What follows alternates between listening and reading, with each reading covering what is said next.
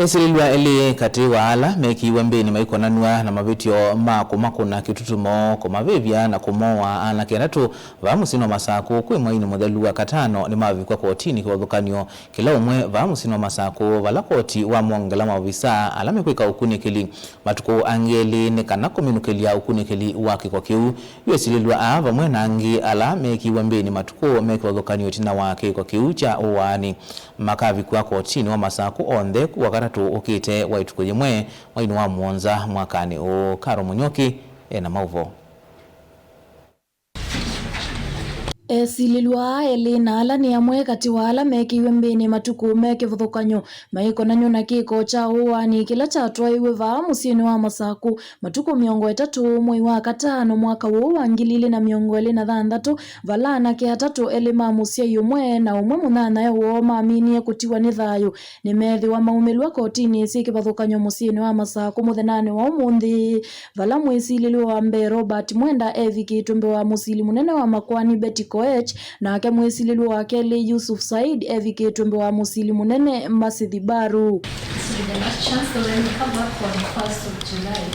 then we make the decision either to charge you or release you. So you mentioned the matter on 1st of July.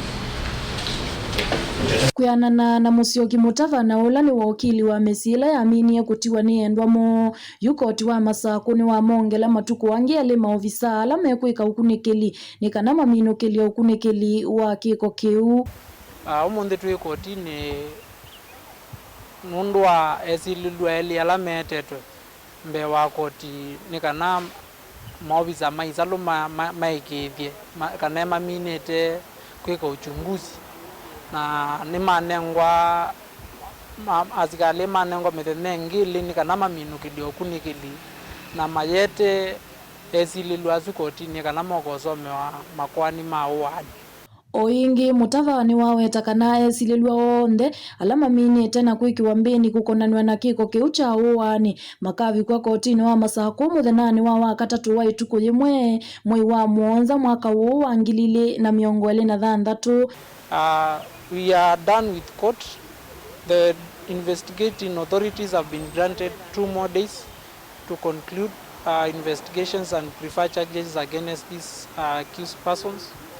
They will be presented in court on 1st of July for plea taking. By then we hope that the investigations will have concluded. The court has requested that the advocates do make a request for the files of the other suspects be placed before the court on 1st of July so that all the files can go together and directions will not be conflicting. Ndili vote ya vilingi wa mauvo kumava kotini wa masaku ni Karo wa Munyoki.